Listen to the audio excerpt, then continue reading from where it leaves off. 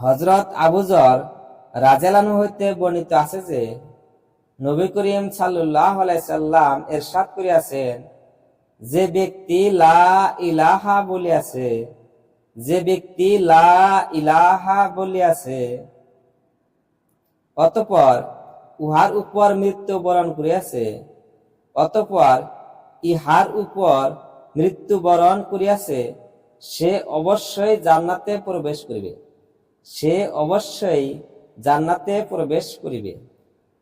আমি আরজ করিলাম, যদিও সে জেনা করিয়া থাকে, যদিও সে চুরি করিয়া থাকে। রাসূলুল্লাহ সাল্লাল্লাহু আলাইহি সাল্লাম ইরশাদ করিলেন, হ্যাঁ, যদিও সে জেনা করিয়া থাকে, যদিও সে চুরি করিয়া থাকে। আমি পুনরায় আরজ করিলাম, যদিও সে জেনা করিয়া থাকে।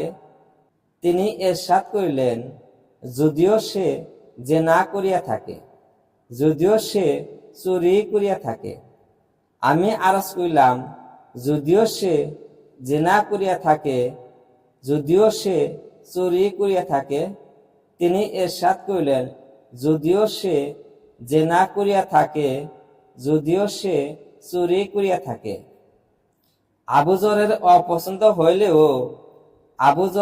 অপছন্দ হইলেও সে জান্নাতে অবশ্যই প্রবেশ করিবে।